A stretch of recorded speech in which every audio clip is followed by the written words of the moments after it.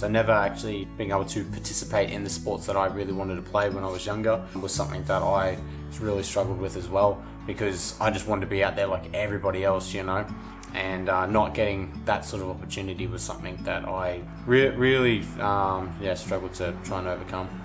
In 2010, I got involved with this guy called Roger Kitson. He asked if I wanted to do some music, and we started out with doing like some percussion sort of stuff, so like bongos and congos and stuff like that. I basically, after a fair few months of doing that, I just decided out of the blue to write my own song. And I knew I couldn't sing, so I went to do the hip hop and the rapping sort of thing. And I wrote it, showed it to Roger, and he was just thoroughly just impressed that I went and wrote an own original song.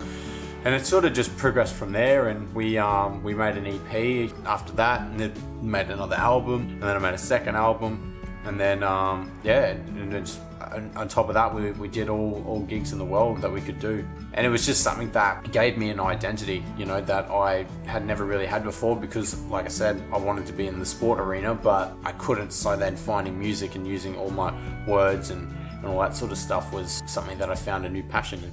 I don't know if there was any sort of physical attributes that came into play. It was more mental and mind. So like people looking at me in a way of like, oh, okay, there's a guy in a wheelchair going on stage. What's all this sort of about? Well, you don't often see that, you know. So it was all that sort of stuff and trying to get those sort of doubts out of my head before even going up there, and then just showing everybody what I can do, and then they'll be like, oh, fire, I wasn't expecting that at all, you know. So it was really that sort of thing, because you don't often see people in wheelchairs like doing shows or music sort of shows in general. So when that sort of happens, a lot of people are like, well, what's going on here? Is this some sort of like special like? And I didn't want it to be like that. I wanted it to be like, this is an actual like show that this guy's come to put on. So it was trying to get over that sort of thing, and I feel like I've gotten past that now. It's a lot easier for myself. I rock up, I do what I have to do, and I do the best that I can with it, and hope that everybody enjoys it. I wrote a song basically talking about my entire life. It was called Fly Away, and I'm talking about my entire life from like being in high school, having that sort of depressed sort of state, and not knowing what I was going to do after high school, and then it's sort of hitting a climax sort of thing where I didn't want to be anywhere at all, and then finding music and how it's like lifted me and made me a much more happier and stronger person, you know. Looking at my condition as in a way of that it isn't a bad thing, it's actually a really good thing that's probably happened for me, you know, in turning me into the person that I am today, showing people that, you know, if you have some sort of disability, don't let that try and hold you back from anything. Go out there and give it the best sort of shot that you can get.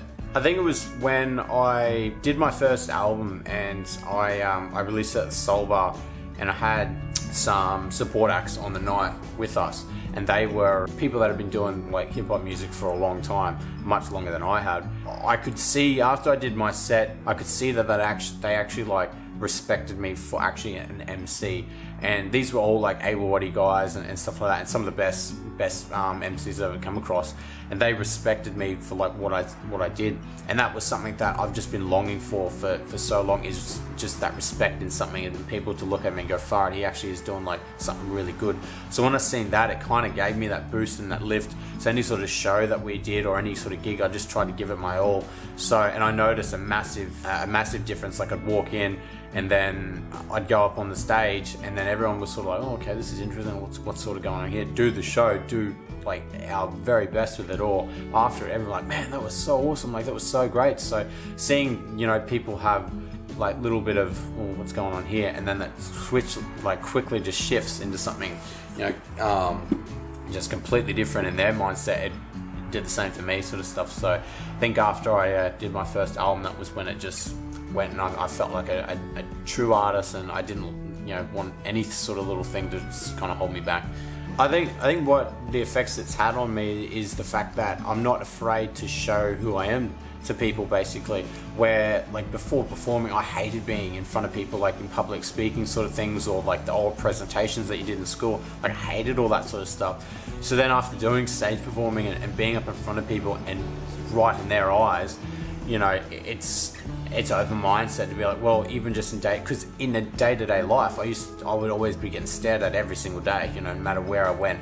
It wasn't always it wasn't always just adults. Like a lot of the time it was younger sort of kids and stuff like that, and then you hear like odd little remarks out the back sort of thing.